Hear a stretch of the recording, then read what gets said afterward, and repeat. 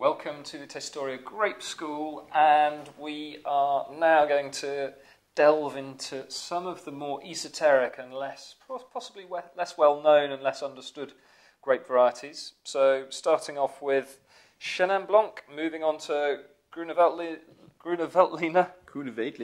Thank you. I can't say it unless it's in a silly voice. Okay. And then we're going to go on to Nebbiolo, which is famous in Barolo, followed by Sangiovese in Chianti. So start off with a Chenin, shall we? So Chenin Blanc, like most sort of these noble grape varieties, Chenin is sort of spiritual home is France, Loire Valley, and there it is very versatile. It makes sweet wines, it makes dry wines, it makes medium dry wines, it makes sparkling wines. Anything it doesn't really make, I don't think, unless I've misread my books, is red wine. I don't think you get red wine from Chenin Blanc. That's because it's a white grape variety. But anyway, it is unbelievably versatile. And again, it all comes down to the structure of the wine it makes. High acidity, medium to high acidity. Unbelievable sort of ability to age on the vine and develop sweetness and richness whilst keeping that acidity. Again, noble rot. It can take on some noble rot in some of the little sub-regions of the Coteaux de Léon, which is in the Loire Valley, like Bonzo and Côte de Chaume. You get these incredibly unctuous sweet wines. They are fabulous and definitely worth seeking out. And you just get these lovely, simple Saumur Blanc, for example, is made from Chenin Blanc. Vouvray is made from Chenin Blanc. Again, classic French marketing tool. Don't put the name of the grape on the label. Put some obscure regional place on instead to really confuse. Yeah. So we've got a wine here from South Africa, and actually South Africa has really taken on Chenin Blanc in much the same way that Australia took on Shiraz, and has run with it massively. It used to be called Steen. It's now called Chenin Blanc, and it just has a great climate for it. And it harnesses that acidity. It gets the acidity out of the grape variety, but it also ripens the fruit a little bit more, so you tend to get richer wines.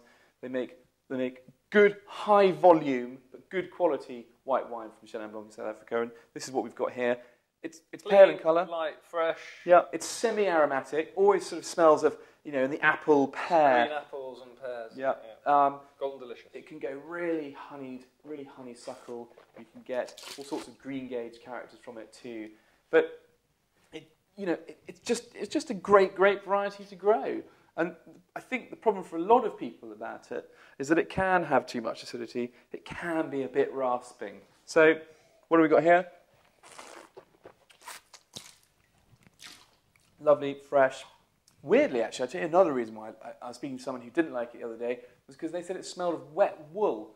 And it can smell of wet wool. If you get it in a rather damp year, or if it's a very sort of typical old school Loire style wine, wet wool, lanolin, can be a bit grim. But it's quite grapey as well, though, isn't it? It's one of those that vinous. Sort of speaks of the fruit from which it comes, rather than going off down the other wacky paths that. Yeah, and I think again, going back to the versatility of the wine, it grows well without the use of oak, but also it becomes more powerful if you've got ripe enough fruit and good quality enough fruit. You can oak age it, and it really does take on those spicy. Depends on how you've done your oak aging, of course, but it takes on those characters and really works with them rather than trying to fight against them. So again, you can make very serious, long-lived wines from Chenin Blanc. And in fact, in South Africa, they've made very powerful, very alcoholic wines that have been oak aged, which are now starting 10 years on to sort of really come into their own.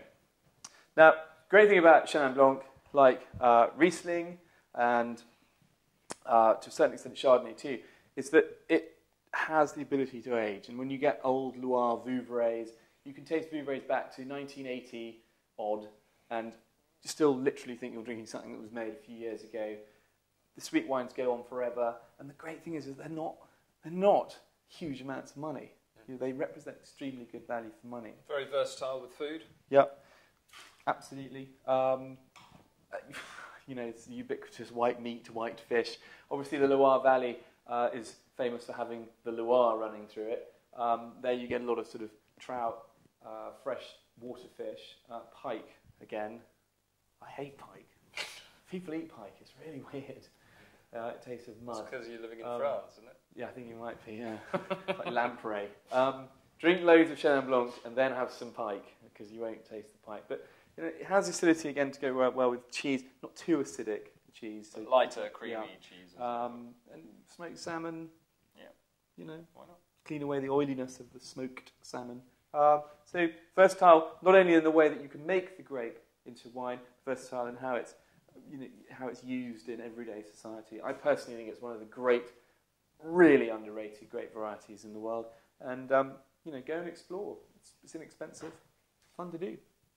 So, talking of white grapes that have versatility and are, you know, fairly well known around, well, I say fairly well known around the globe, then we come to another grape variety which really is very idiosyncratic, Gruner Veltliner. A marketing campaign recently tried to get people to call it Groovy, which smacked of marketeering and sort of, yeah, exactly, short-termism. Groovy, but baby. Gruner Veltliner is Austria's grape variety, and I think it's beautiful. It's sort of cross between Riesling and Sauvignon Blanc with some Chenin Blanc thrown in underneath. So it's in that sort of spectrum of flavours. But herbaceous, white pepper. A bit of that antiseptic again. Do you know what I mean? Germaline. Yes, a bit of the Semillon in there. Yeah. Oh, maybe it is a blend. But it's a really interesting variety because it's not so out there that it's completely unapproachable and ridiculous, but it's nicely different from all the other grape varieties we've tasted so far. That you know, it's a different flavour profile. So it's fresh, it's light in colour, rounder on the palate, softer, a bit smoother, a bit more fruit sweetness. It's got really lovely, you know, this wine on a hot summer's day, you know, refreshing acidity. It's not too piercing, but it's just lovely and refreshing. Awesome. Again, it's a funny one. It can have unbelievable acidity, but it can also make some really fantastic sweet wines too, because of that acidity. But when they lower the acidity a bit and lower the alcohol a bit, it just makes these very gentle, very sort of refreshing, quite basic white wines. And again, you know, it's the refreshing beverage thing again. They can also be incredibly full-bodied. And I was in Austria recently, tasted Gruner Veltliner from Schloss Gobelsberg from 1959, which still had life, vigour, and nervosity.